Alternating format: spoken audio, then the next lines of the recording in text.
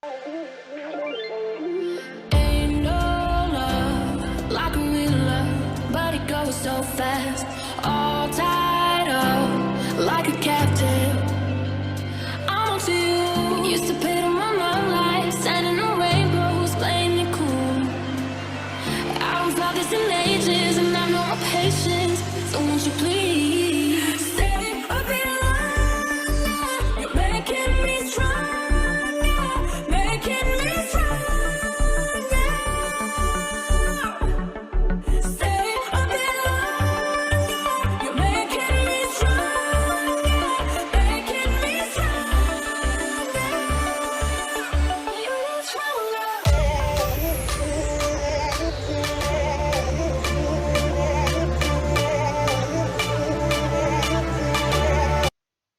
Bitcoin was a sell the news event, essentially, right? So, basically what we saw on yesterday's action is that initially on the approval the day before, there was very little movement. But as we got closer to the stock market opening, people got very excited. The ETFs were going to be into trade. And it seems like that, once they started trading, you saw this pop on Bitcoin, and then it topped out and reversed. Couple things to note here. Number one, we did hit this longer term trend line on Bitcoin, right? So again, if we look at this, we can see very clearly this 2019 high through the lows of the bull market, and that's the high pivot now on the market. It was also a classic perfect 618 Fibonacci retrace. So again, multiple levels. And by the way, you can go back a month ago. I was talking about, listen, Bitcoin probably traced to 48 to 50,000 before a pullback. Yesterday, based on that reversal, and this is important for us as technicians, right? Let me remove these lines. Yesterday, Bitcoin did put in a daily topping tail. Okay, now daily topping tails, they don't give you absolutes, right? It doesn't guarantee that Bitcoin's going to go down. It changes the odds. It tells us, okay, we now have this candle, which is a topping tail. We now can say that there's a higher probability than not, maybe 60-40, that Bitcoin is short-term put in a high, and it may trade back down. Where would Bitcoin have first technical support? I'm going to show you guys right now on the chart. Let me just zoom in a little bit. We're going to take this line and drag it right up here, and this is kind of my zone right now. So again, look for Bitcoin. Bitcoin can trade down to about, let's see, what price is this here? 43,000, 42.8, right in that vicinity. And as long as it holds this longer term trend line, I think it's fine, no big deal.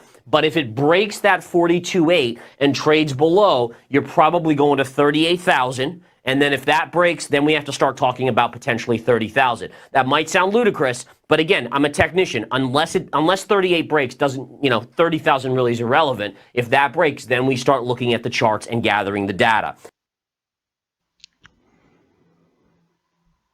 현재 보시는 차트는 나스닥 장기 차트이고, 일단 나스닥 차트를 분석한 뒤에 일단 비트코인 분석으로 넘어가도록 하겠습니다.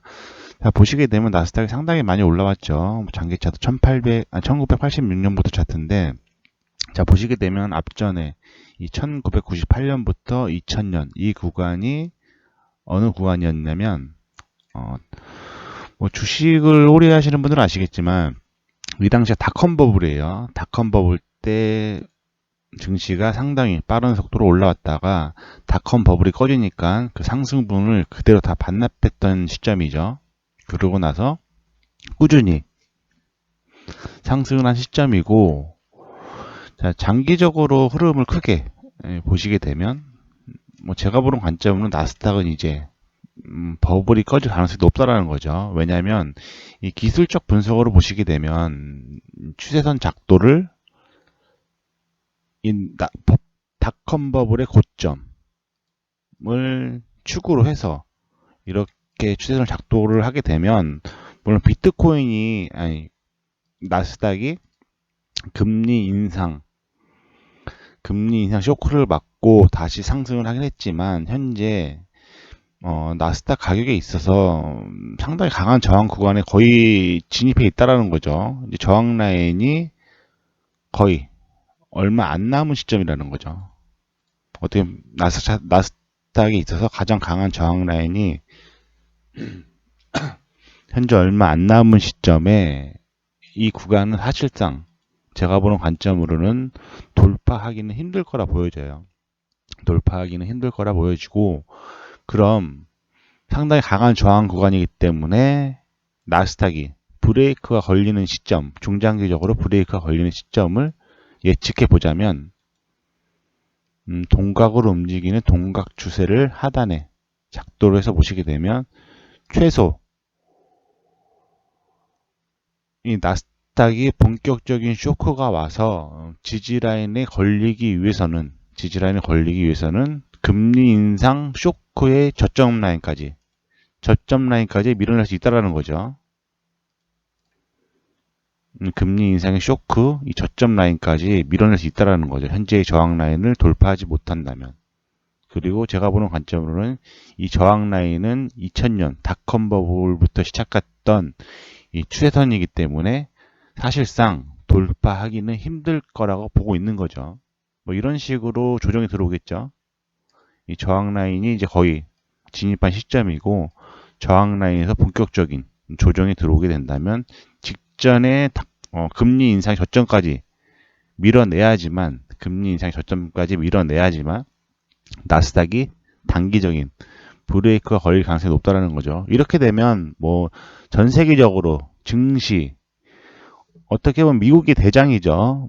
전체적으로 미국 증시를 따라서 전 세계 증시가 커플링으로 움직이는 성향이 강한데, 나스닥이 본격적인 버블 쇼크를 맞고 하락을 하기 시작한다면 전체적인 현물 자산이 커플링으로 폭락할 수밖에 없겠죠. 뭐 주식, 비트코인 포함 전체적인 현물 자산이 하락할 가능성이 높고, 일단은 뭐 이것만 기억하시면 될 것 같아요. 나스닥은 현재 가장 강한 저항 라인에 걸려 있다. 또한 비트코인이나 나스닥 매매하시는 분들은 아시겠지만, 물론 단기적으로 뭐 일주일이나 한 달 미만은 뭐 나스닥과 비트코인이 디커플링으로 움직이는 경향이 있긴 해요. 하지만 중장기적으로 뭐 한 달 그 이상의 흐름을 보게 되면 거의 90% 이상 커플링으로 움직여 왔다라는 거죠. 나스닥이 이런 식으로 쇼크를 맞고 폭락을 하게 된다면 비트코인도 커플링으로 따라서 움직일 가능성이 높다라는 거죠. 자, 이제 비트코인 분석으로 넘어갈 텐데, 비트코인이 사실상 현물 ETF 확정 재료를 타고 빠른 속도로 상승을 했었죠. 현물 ETF 상승 재료를 타고 빠른 속도로 상승을 했었죠. 이 증시 경험 중에 이런 말 있죠. 소문에 사서 뉴스에 팔아라. 그전에는 많이 나왔던 현물 ETF 상장은 이게 상장이 될 수도 있고 상장이 안 될 수도 있다라는 불확실성이 있었죠. 하지만 이번에 현물 ETF는 사실상 거의 승인이 확정된 상황에서 소문이 난 거죠. 왜냐하면 이번에 SEC에서 현물 ETF 승인을 내주지 않으면 많은 펀드 자문사들한테 줄 소송이 들어오기 때문에 사실상 시장에서는 이번 현물 ETF 승인은 SEC에서 90% 이상 내준다고 봤기 때문에 그 재료를 타고 상승을 했는데, 이제 현물 ETF 승인 확정이 났죠. 어떻게 보면 이제 재료 소멸이죠. 소문에 사서 뉴스에 팔아라. 또한 이 비트코인은 현재 비트코인 가격에 있어서 제가 보는 관점으로는 가장 강한 추세선 저항 라인에 걸렸다는 거죠. 이게 비트코인이 왜 여기가 강한 저항 라인이냐, 이 구간이 왜 강한 저항 라인이냐, 비트코인이 사실상 추가적으로 상승하기 위해서는 이 저항선을 돌파를 하고 나서 1차 상승이 나오고 다시 한번 2차 상승이 나오고, 비트코인 추가적으로 상승을 할 것 같았으면 이 추세선 트렌드 라인을 타고 계속 상승했어야 맞는 그림이죠. 하지만 이 중요했던 이 지지 라인이 무너지면서, 자, 이 구간을 확대해서 보시게 되면 이 구간이 무너지니까 상당히 빠른 속도로 음봉으로 밀어내고 음봉으로 바로 지지선을 이탈한 다음에 다시 한번 2차의 하락 추세가 나왔죠. 이런 구간은 지지를 받게 되면 강한 반등이 나올 수 있는 구간이지만 이탈이 됐기 때문에 지지에서 저항으로 바뀐 시점이죠. 그리고 또한 지지선 이탈 후에 처음 붙는 되돌림 저항에 걸렸다는 거죠. 물론 돌파 시도는 했어요. 보시게 되면 이 구간을 강하게 돌파하려는 모습이 나왔죠. 여기서 장대 음봉으로 밀어내고 양봉으로 밀어 올린 다음에 여기서 세 번의 꼬리로 돌파하려고 했지만 결국은 이 저항 라인을 돌파하지 못하고 장대 음봉이 나오면서 지금 현재 조정이 들어오는 모습이고, 지금 나스닥의 상황도 좋지 않기 때문에 나스닥이 본격적인 하락 추세가 들어오게 된다면, 저항 라인을 맞고 조정이 들어오게 된다면 비트코인 또한 브레이크가 걸리는 시점은 동각으로 움직이는 추세선을 작도를 해서 예측을 해보자면, 브레이크가 걸리는 시점은 한 32,000불 라인이죠. 왜냐면 이 32,000불 라인이 상당히 강했던 저항 라인이었는데, 이 저항 라인이었죠. 저항 라인인데, 물론 돌파를 여기서 했어요. 돌파를 했는데, 여기서 통상 저렇게 강한 저항은 돌파 후에 지지를 받고 저렇게 상승하는 경우가 많거든요. 근데 ETF 확정 재료를 타고 돌파를 한 다음에 그냥 다이렉트로 끌어올리면서 저항 라인에 걸렸기 때문에 현재 비트코인이 브레이크가 걸리기 위해서는 단기적으로 32,000불 라인까지도 열어둬야 된다는 거죠. 그리고 최대 이 추세선 하단 32,000불 라인에서 이 추세선 하단인 28,000불 라인 정도까지도 열어둬야 되는 시점이라는 거죠. 해서 비트코인 상황은 현재 그렇게 좋지는 않다라고 보시고, 또한 나스닥의 상황은 더 좋지 않다. 현재 나스닥은 기술적 분석상 가장 강한 닷컴 버블로부터 시작한 추세선 상단 라인의 저항 라인에 걸렸다는 거죠. 닷컴 버블로 시작한 추세선 상단 저항, 어떻게 보면 기술적 분석상 가장 강한 저항 라인이죠. 가장 강한 저항 라인이고, 이 저항 라인이 브레이크가 걸리기 위해서는 이 금리 인상을 실행을 해서 전체 증시, 비트코인뿐만 아니라 전체 증시가 폭락한 이 저점 라인까지 끌어내려야지만 단기적으로 브레이크가 걸릴 가능성이 높다는 거죠.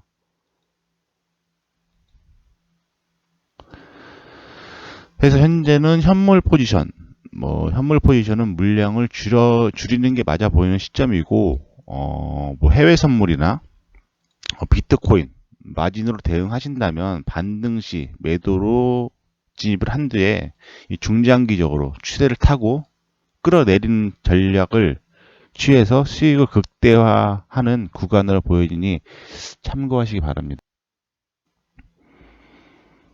금일은 미국 3대 지수 나스닥, 다우지수, S&P를 2008년도 미국의 서브프라임 모기지 사태죠. 주택담보 부실 대출로 인해서 전 세계 금융이 폭락을 했고 경제 위기가 왔죠. 본격적인 하락판은 2008년도 정도에 본격적으로 폭락을 하면서 전체 미국 증시뿐만 아니라 전 세계 증시가 폭락을 했죠.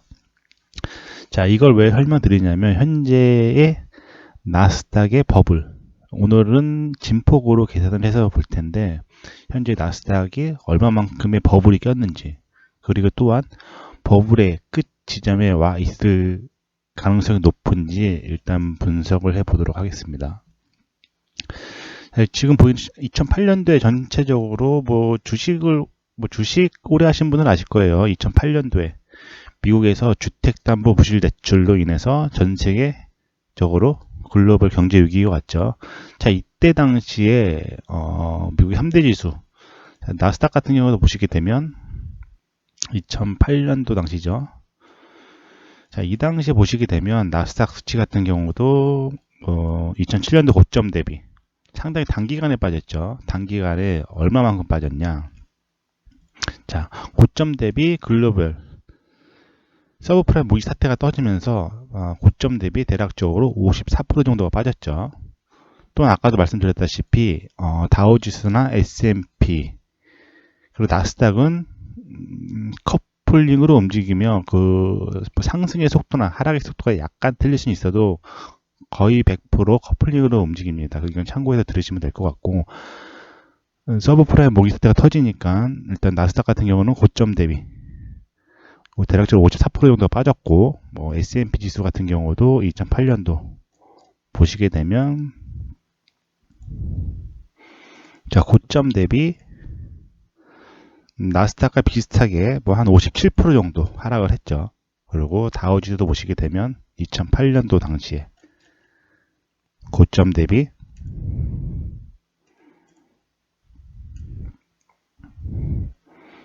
나스닥과 비슷하게 한 대략적으로 54% 정도가 빠졌단 말이죠. 그러고 나서 꾸준히 상승을 했죠. 나스닥 같은 경우는 이때 보시게 되면 54%면 많이 빠진 건가? 미국 증시가 단기간에 50%가 넘게 빠졌으면 상당히 많이 빠진 거예요. 거의 반토막이 난 거니까 미국 증시가 경제 대국인 미국 증시가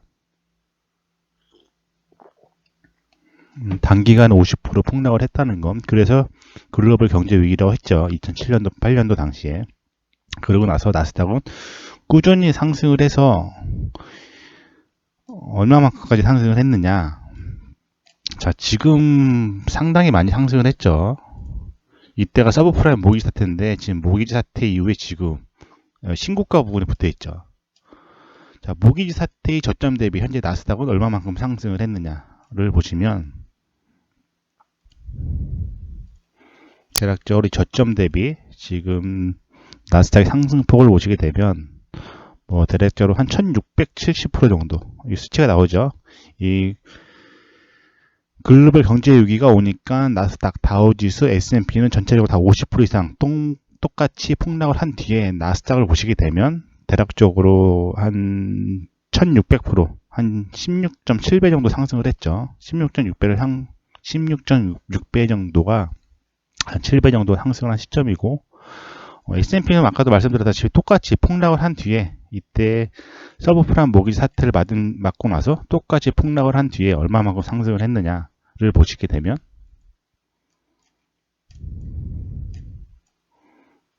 자, 이때 저점 기축으로 진폭을 보시게 되면 지금 대략적으로 한 620% 정도 상승을 했다라는 거죠. 대략적으로 S&P 지수 같은 경우는 이 글로벌 경제 위기 저점 쇼크 대비 620% 정도 한 이 정도 상승을 한 거죠. 620% 정도 뭐 대략적으로 보시면 될 것 같고 620% 맞죠? 625%, 뭐 626% 한 이 정도 보시면 될 것 같고 다우지수는 이 글로벌 경제 위기 서브프라임 모기지 사태의 저점 대비 얼마만큼 상승을 했냐라는 거죠. 자, 미국 다우지수 같은 경우는 자, 저점 대비 현재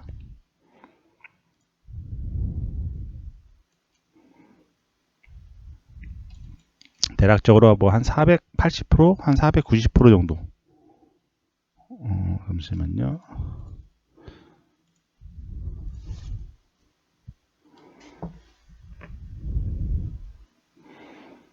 대략적으로 한 490% 정도가 상승을 했죠. 그럼 나스닥 수치에 대비해서 보시게 되면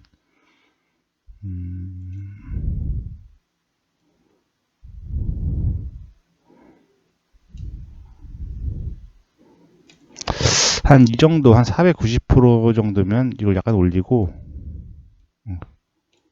다시 작도를 할게요. S&P가 저점 대비 620% 정도 상승을 하고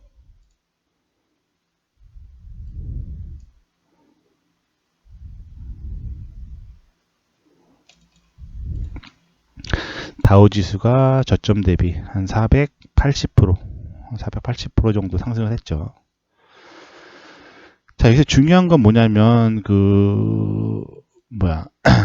2008년도 똑같이 50% 이상 폭락을 한 다음에 현재 수치가 상당히 많이 미국 3대 지수 중에서 상당히 많이 벌어졌다는 거죠. 지금 다우지수, S&P 지수나 S&P 지수, S&P, 다우지수, 나스닥 수치 한시 대략적으로 한 6천에서 7천 라인에 위치해 있다는 거죠.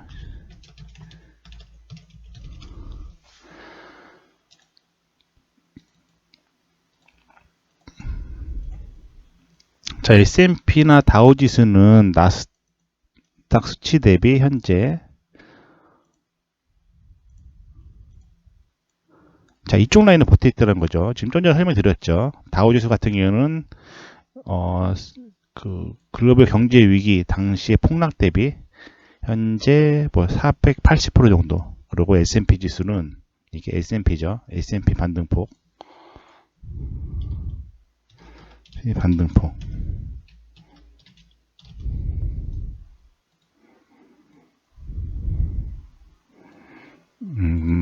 다우지수 반등폭.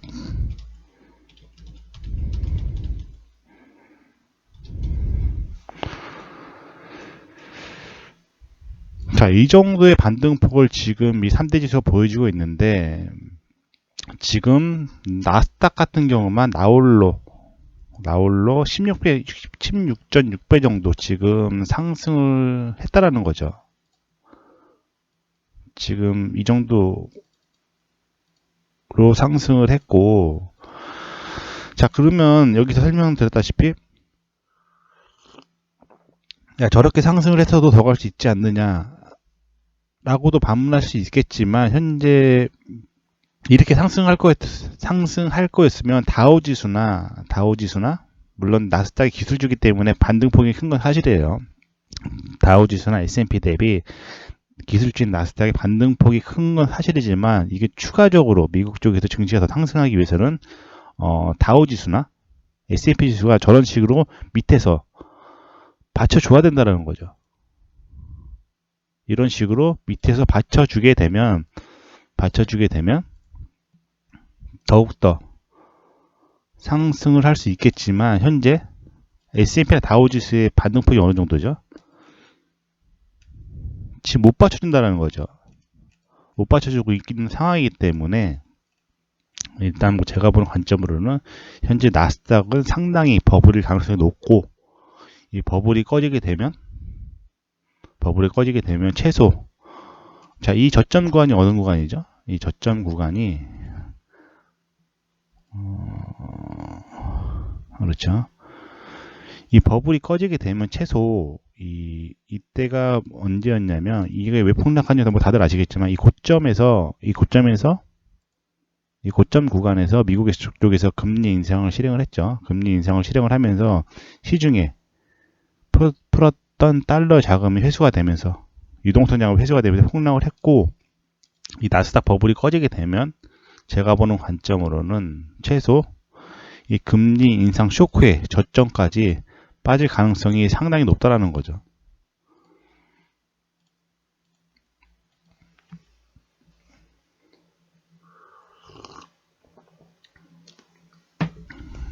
자, 금리 인상 쇼크의 저점까지 빠질 가능성이 높고, 현재 어느 순간부터 이제 비트코인하고 나스닥이 커플링으로 움직이는 성향이 강하죠. 물론 단기적으로 뭐 하루나 일주일 정도는 디커플링으로 움직일 수는 있어도, 이 중장기적으로는 거의 커플링으로 움직였어요.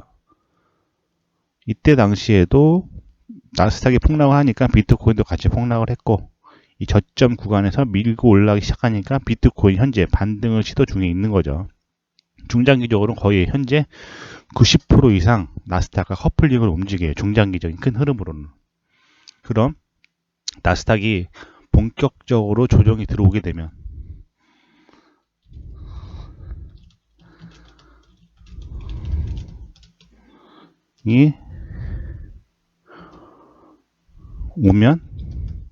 비트코인 또한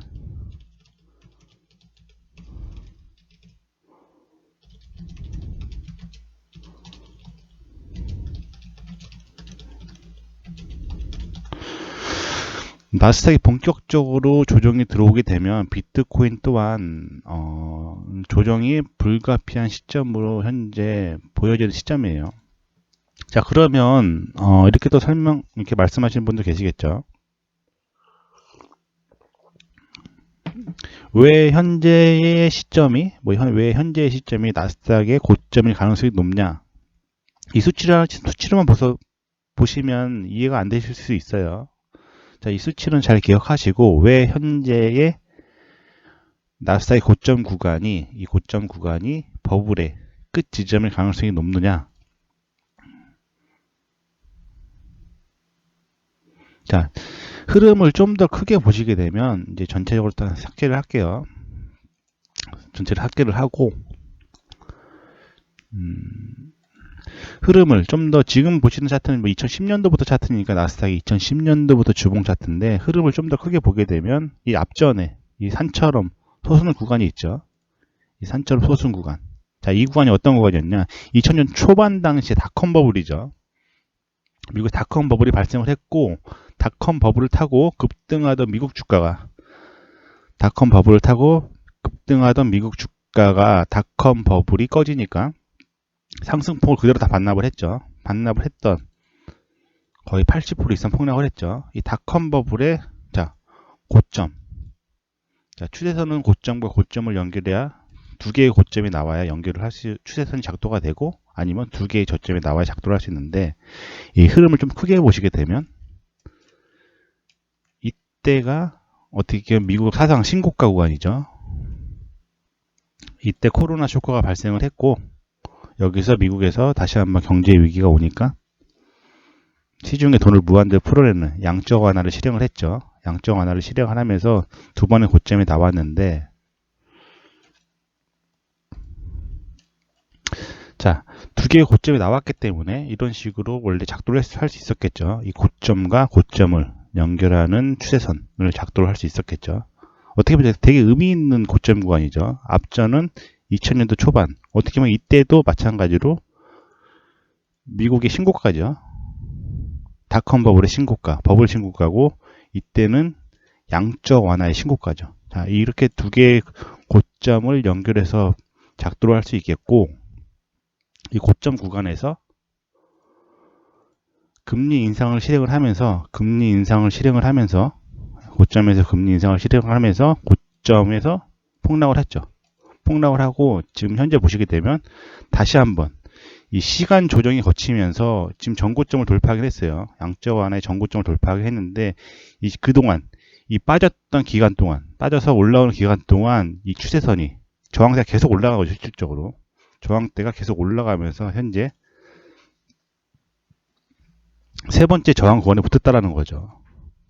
사실상 가장 역사적인 고점과 버블닷컴의 고점, 양쪽 완화의 고점 보시게 되면 거의 고점 라인에 지금 걸려 있다라는 거죠. 어떻게 보면 나스닥 기술적 분석상 가장 강한 저항 라인에 걸려 있고 좀 전에 말씀드렸다시피 지금 나스닥 같은 경우는 2008년도 금융위기 S&P 다우지수 나스닥이 동시 50% 폭락 뒤에 현재 진폭상 상당히 과매수권에 걸려 있는 상황에서 현재 이 추세선상 가장 강한 저항 라인에 걸려 있다는 거죠. 해서 이 추세선 하단이 좀 전에 설명드렸다시피 금리 인상의 저점, 이 금리 인상 저점 라인까지 하락을 해줘야지 현재의 이 추세선 하단을 지지받을 수 있다는 거죠. 이런 식으로 조정이 들어오게 되면